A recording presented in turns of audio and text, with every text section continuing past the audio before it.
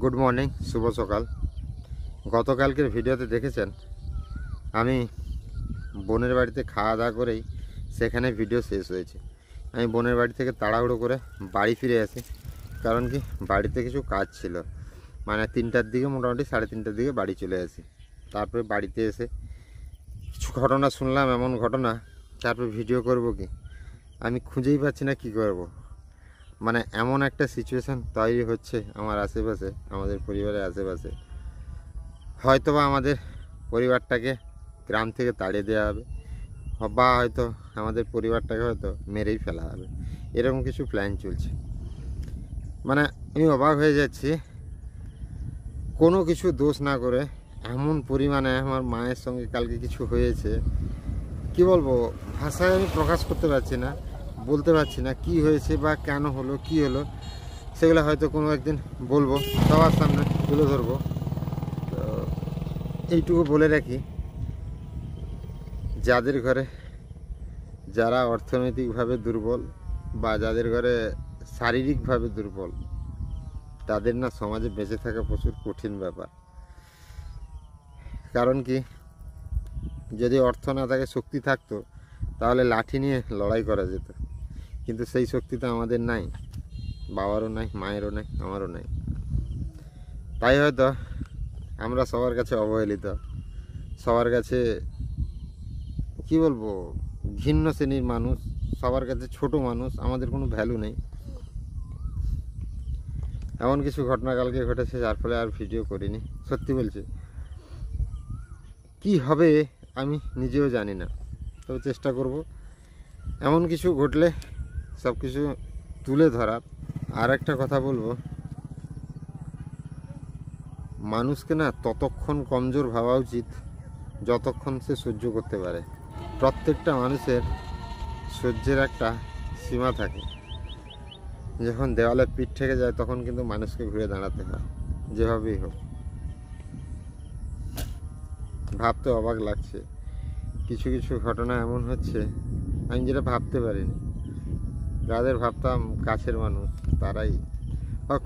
যাই হোক, সেসব কথা বাদ দিয়ে কোনোদিন যদি সুযোগ হয়, কি হয়েছে না হয়েছে সব কিছু বলবো। আর হঠাৎ যদি ভাবো, দেখো যে কোনো দিন আমাদের ইউটিউব চ্যানেলে ভিডিও দেওয়া বন্ধ হয়ে গেছে, ফেসবুক পেজে ভিডিও দেওয়া বন্ধ হয়ে গেছে, বা আমায় খুঁজে পাচ্ছ না, তাহলে জানবে হয় আমাদেরকে মেরে ফেলা হয়েছে।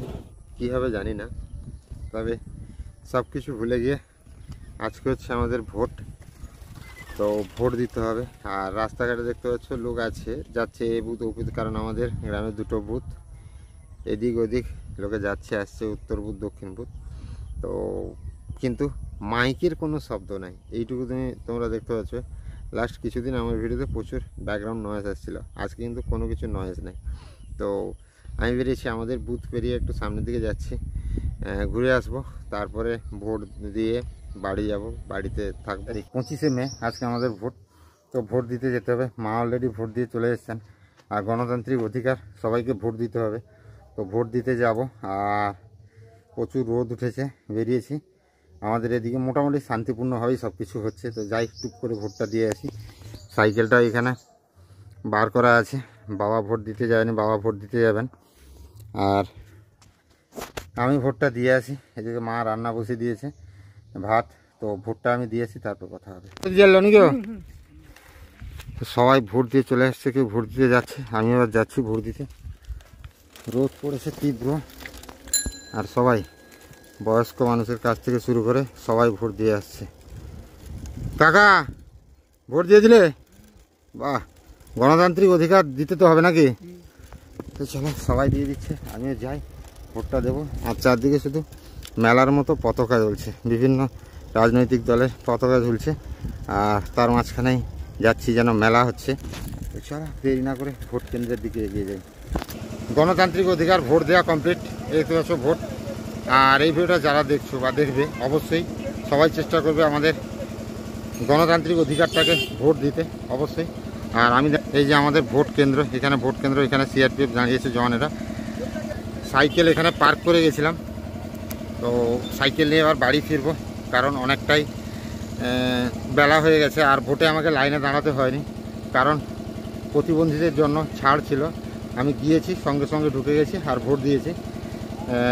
তো যাই হোক, এবার বাড়ি যাই। গরম লাগছে এখানে, প্রচুর গরম, আর কারেন্টের সমস্যা, যার ফলে জেনারেটর চলছে। জেনারেটর চলিয়ে বুথের ভেতরে ইলেকট্রিক সাপ্লাই হচ্ছে, ভোট হচ্ছে। এখন হচ্ছে খাওয়া দাওয়ার টাইম। আর মা এক জায়গায় খেতে গেছিলাম, মা বাবা, সেখান থেকে মা বাবা আমার জন্য তরকারি নিয়ে এসছেন আর ভাত বাড়িতেই রান্না করেছেন। খাওয়া দাওয়া হবে। আর অনেকেই বলো যে সুদীপদা তোমার ভিডিওগুলো একঘেয়েমি হয়ে যাচ্ছে, একটু নতুন ধরনের কিছু করো, নতুন কিছু করো। সত্যি বলছি, আমার থেকে অনেক চেষ্টা থাকে নতুন কিছু করার, কিন্তু মানসিক চাপের জন্য মানে কিছু কিছু সমস্যা এমন তৈরি হচ্ছে, মন ভালো থাকছে না। আর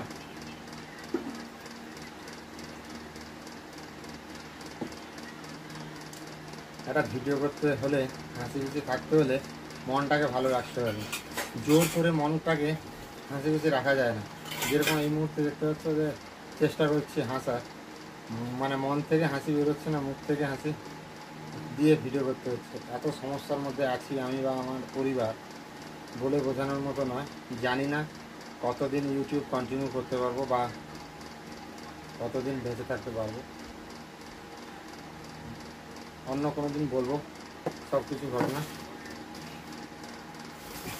কী হচ্ছে না হচ্ছে।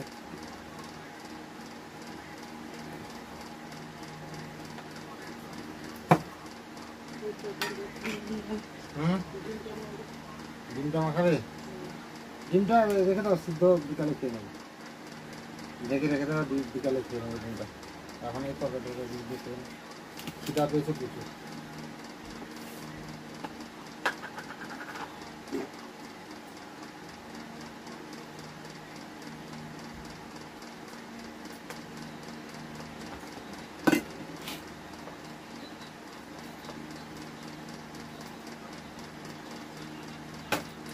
ডাল একটু নিয়ে নিলাম।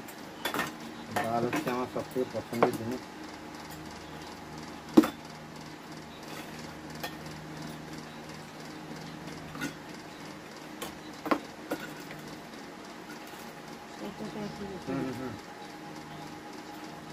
আর একটু নিয়ে নাও।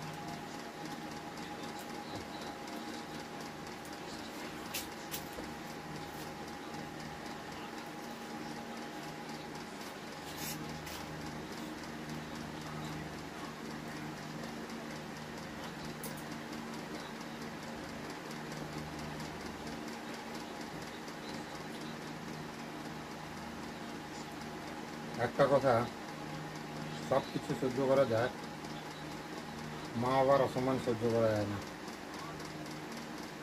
সব কিছু বলবো একদিন, কোনোদিন ভিডিওতে সব কিছু বলবো। যদি ঝামেলা কোনোদিন মিটমাট হয় তাহলে সব কিছু বলবো, জানতে পারবেন সবাই। তো খাওয়া দাওয়া করি, খিদা পেয়েছে প্রচুর। আর সব কিছু সময় মতো বলবো সবার কাছে।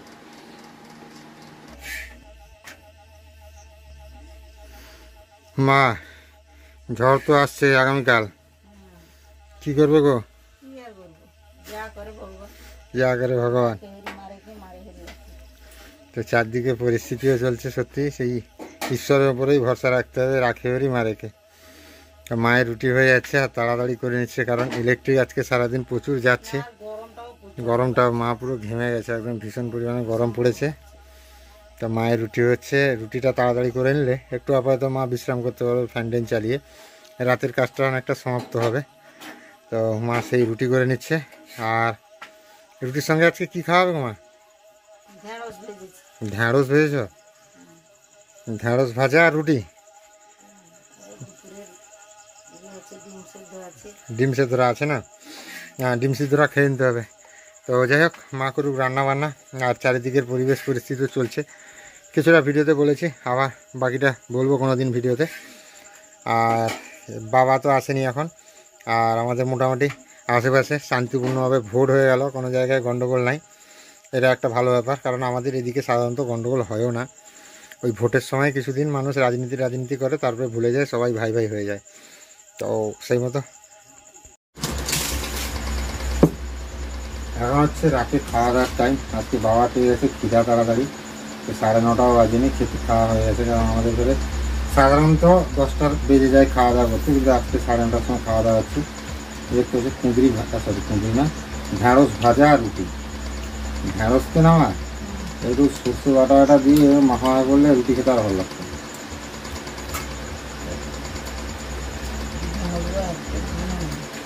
নরম গো ঢ্যাঁড়সটা পুরো।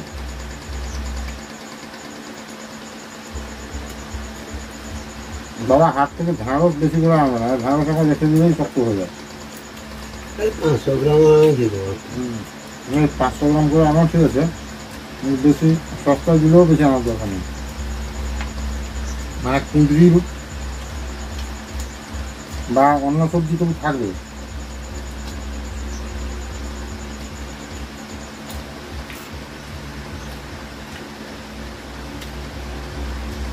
হ্যাঁ, আকাশমণি গাছটা কি শুধু ছাড়ি জীবনী গত কালকে তুলি দেবে। আমার ওয়াইফাই লাইনটা একটু লুজ দিয়ে দিতে হবে, আর কারেন্টের কেবিল লাইনটা যেন আবার সেটাও লুজ দিয়ে দিবে, লুজ আছে, মাটিতে ফেলে দিবে। হুম,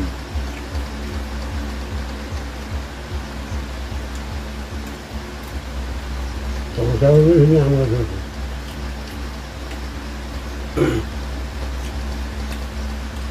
না সেটা আমার সাথে সমস্যা করবে না। তারা পতাকা হয়েছিল তো কিন্তু ও সেটা তারা মা পূজা যে হয় সেটা সেটা গাছ কাটতে বড় গাছ, বড় হয় নাই তো তারা মা পূজা গাছ সেখানে যে গাছটা ছিল সেটা কেটে দিয়েছে। ঝুঁকে মাটিতে রয়েছে যে যাই ঝুলছে, আমি তো জীবনকে আজকে বললাম।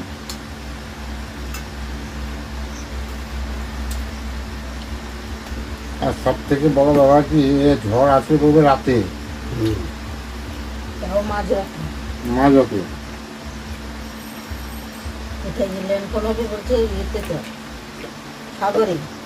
বাংলাদেশের দিকে হবে, বাংলাদেশ আর সাগর মাঝখানে হবে।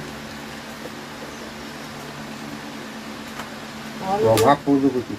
সে কালকে হয়তো দেখা হবে না, সে যে আমরা খড়গপুরের ভেতর দিয়ে বেরিয়ে গেছিলাম, সে ঝড়টা কোনটা আইলামের লাইন না কি একটা বুলবুল বুলবুল, হ্যাঁ সে সেই ভোর রাতের দিকে বেরোবে।